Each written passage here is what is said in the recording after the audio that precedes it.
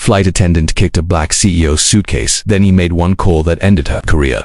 The airport was buzzing with late-night travelers, dragging their heavy bags toward Gate 47, where a delayed red-eye flight to New York had stretched everyone's patience thin. But Dominic Hayes, CEO of a global tech firm and one of the youngest black billionaires in the country, wasn't bothered. He was returning from a charity conference in Seattle, exhausted but calm, pulling behind him a single black leather suitcase, the same one his mother gave him the day he earned his first million. He approached the jet bridge just as a sharp voice rang out.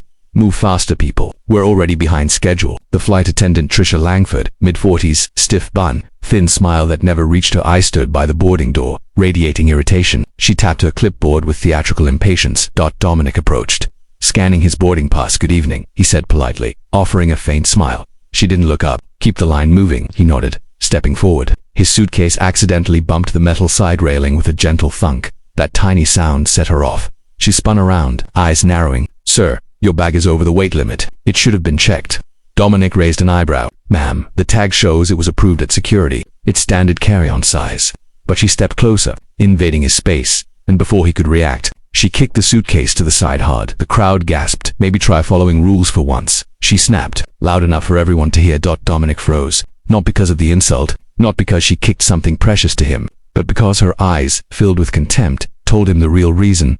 A woman behind him whispered, "Why'd she do that? His bag was normal." Another muttered, "She doesn't treat everyone like that." Dominic calmly bent down, picked up his suitcase, dusted it off, and lifted his gaze to Trisha. "You shouldn't have done that," he said quietly. She scoffed. "And you shouldn't act entitled." He didn't raise his voice. He didn't argue. He simply stepped aside, reached into his pocket, and dialed a number.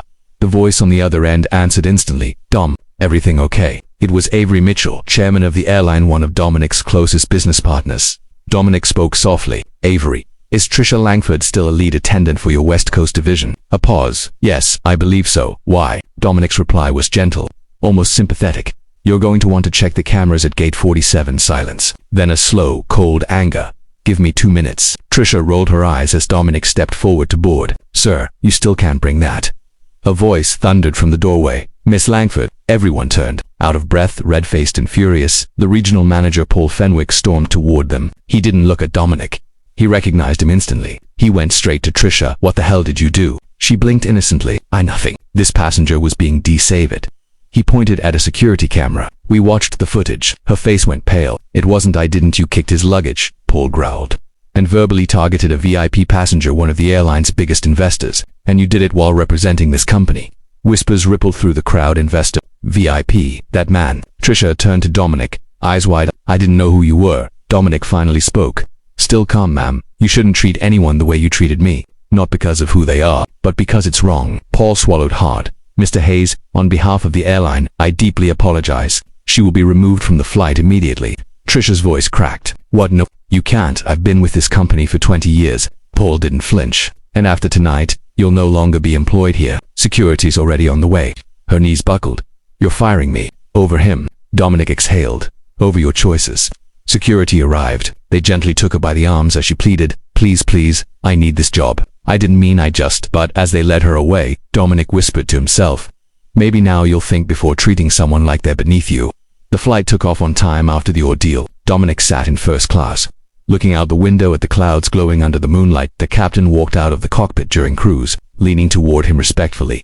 "Mr. Hayes, the crew asked me to thank you." "What she did?" "It wasn't the first time." Dominic frowned. "She's done this before." The captain nodded. "Not exactly like that, but she treated certain passengers differently, especially people of color. Complaints got buried. You saying something finally forced the higher-ups to act." Dominic leaned back, conflicted. He wasn't happy she lost her job. He wasn't the kind of man who enjoyed punishment, but he was the kind of man who believed in accountability. Opened his suitcase, the same one she had. Kicked in. Inside was a framed photo of his mother, handing it to him at his first office. "Carry this everywhere. Let it remind you, never forget where you came from, and never let anyone make you feel small." He smiled sadly. "Thanks, Mom." Still listening.